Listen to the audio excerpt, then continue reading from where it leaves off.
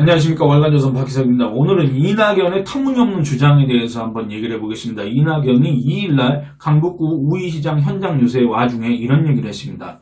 옛날 동대문 운동장 자리에 시커멓게 생긴 건물이 있다. 이렇게 얘기를 합니다. 여러분들 그 동대문 운동장 자리에 새로 생긴 건물은 바로 DDP, 동대문 디자인 플라자입니다. 동대문 디자인 플라자, 제가 뒤에 얘기하겠지만 연간 840만 명이 방문하는 관광 명소입니다. 서울시의 하나의 랜드마크입니다. 그런데 그걸 갖다가 시커멓게 생긴 건물이라고 합니다. 여러분들 그 DDP에 가보신 분들은 이 말이 얼마나 터무니없는 주장인지 아실 겁니다. 그리고 가보지 않으신 분들은 혹시 제가 사진도 띄워드리겠습니다만 온라인으로 한번 검색을 해보시기 바랍니다. DDP는 그 외관이 알루미늄 패널 45,000장으로 그렇게 꾸며져 있습니다. 그렇기 때문에 여기에 특별한 색을 입힌 게 아닙니다. 알루미늄은 무슨 색깔입니까? 은색입니다. 은색인데 이낙연은 시커멓게 생긴 건물이라고 지금 주장하고 있습니다. 대체 무슨 건물을 봤는지 도대체가 모르겠습니다. 그렇지 않습니까? 벌써 여기서부터 이낙연의 주장은 거짓입니다. 사실관계가 다릅니다. 이낙연 이렇게 얘기합니다. 앞만 봐도 뭔지 모르겠다. 속에 들어가 봤더니 더 모르겠다. 그런 건물을 지었던 그 시절로 돌아가자는 것이냐? 이렇게 비판했습니다. 앞만 봐도 뭔지 그건 뭐 그렇다 치고 속에 들어가 봤더니 더 모르겠다? 여러분, 이 지금 DDP의 운영 주체는 누구였습니까? 바로 박원순 서울시였습니다. 박원순 서울시 산하의 서울 디자인 재단이었습니다. 속에 들어가 봤더니 더 모르겠다고 하려면 박원순 서울시와 박원순 서울시 산하의 서울 디자인 재단을 갖다가 비판해야 됩니다. 지적해야 됩니다. 아니 어떻게 그걸 갖다가 만들고 나서 완공하지도 못하고 서울시장을 그만둔 오세훈을 향해서 그의 업적을 깎아내리겠다는 의도인지 뭔지 모르겠지만 이런 얘기를 할 수가 있습니까? 그리고 그런 건물을 지었던 그 시절로 돌아가자는 것이냐? 글쎄 최소한 그 시절로 돌아가자고 하는 그 수요가 욕구가 니즈가 있는지는 잘 모르겠지만 최소한 박원순 시절로 돌아가자는 얘기는 아닌 것 같다. 그런 생각이 듭니다. 그런 판은 아닌 것 같다. 왜냐하면 제가 이 기사를 보고 나서 그 밑에 댓글을 봤습니다만 상당수가 이 이낙연의 이 주장에 대해서 이의를 제기했습니다. 그런 건물을 지었던 그 시절로 돌아가자는 것이냐. 여기에 대해서 상당히 많은 불만을 표시했습니다.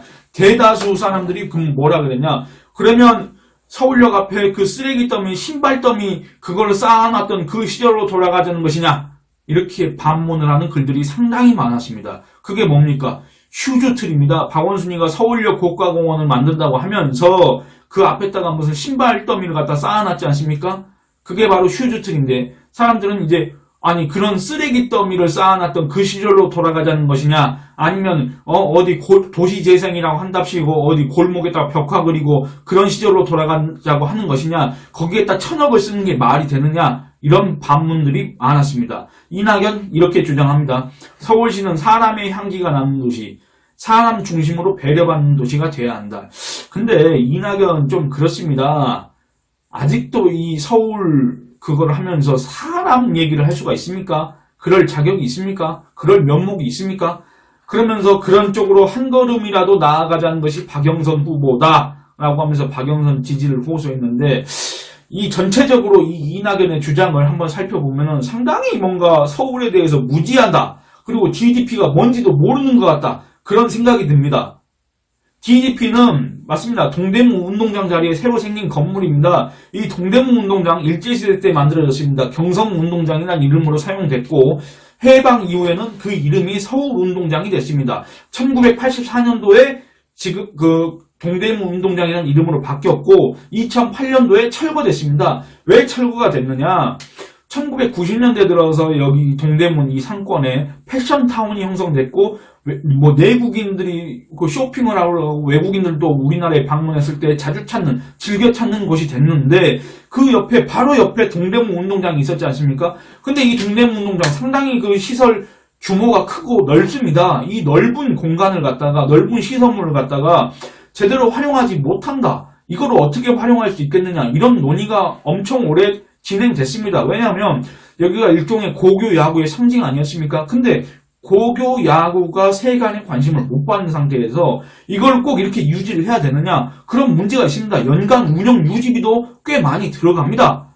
노후화됐기 때문에 더 들어갑니다. 그러면 이거를 어떻게 하면 시민들한테 더 유익한 방향으로 쓸모있게 만들 수가 있겠느냐. 그런 논의 끝에 DDP를 만들게 된 겁니다. 동대문 디자인 플라자. 이 동대문 디자인 플라자는 2014년도에 개관을 했습니다.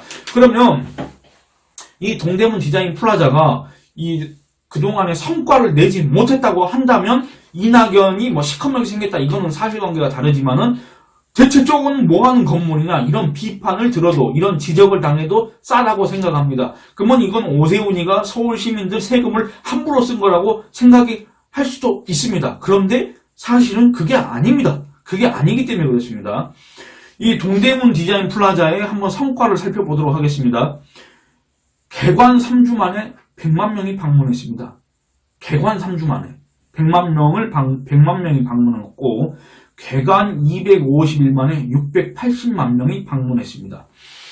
그리고 지난 5년 동안 2014년부터 2019년까지 그러니까 2020년 코로나 사태 직전까지 이 5년 동안 몇 명이 방문했냐? 총 4,200만 명이 방문했습니다. 그러니까 그거 연간으로 따져보면 840만 명이 방문한 셈입니다. 하루에 23,000명씩 동대문 디자인 플라자를 찾았던 셈입니다. 여러분, 연간 840만 명이 찾았다는 거 어떻게 생각하십니까? 뭐 그냥 그렇다. 아니면 그거 어마어마한 수치다. 에이, 저조하다. 어떤 거라고 생각하십니까? 여러분, 그 롯데월드 있지 않습니까? 온 가족 데리고 다 가는 그 놀이공원. 이 롯데월드가 연간 방문객이 740만 명입니다. 그리고 국립중앙박물관 연간 방문객이 354만 명입니다. 국립현대박물관 200만 명 정도 됩니다.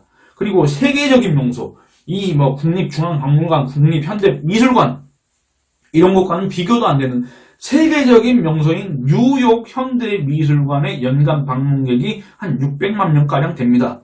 그러면 동대문 디자인 플라자는 연간 방문객이 840만 명이다. 이렇게 얘기를 할 경우에 여기가 과연 실패작입니까? 성공작입니까? 이거는 오세훈의 업적입니까? 아니면은 과거에 지우고 싶은 그런 기억입니까? 어떤 겁니까? 업적이라고 할 수 있지 않겠습니까? 만약에 이낙연이 연간 840만 명 그런 성적이 뭐냐, 그런 저조하다, 정말 초라하다 이렇게 얘기하고 싶다면 이 건물을 짓기로 결정하고 추진했던 오세훈을 비판해야 될 게 아니라 이 건물을 지어주고 난 다음에 그걸 운영했던 박원순 서울시와 그 서울시 산하의 서울 디자인 재단을 갖다가 비판하고 지적해야 되지 않겠습니까? 그렇지 않습니까? 그리고 이 최근에도 여기서 너무 다양한 행사가 열렸습니다.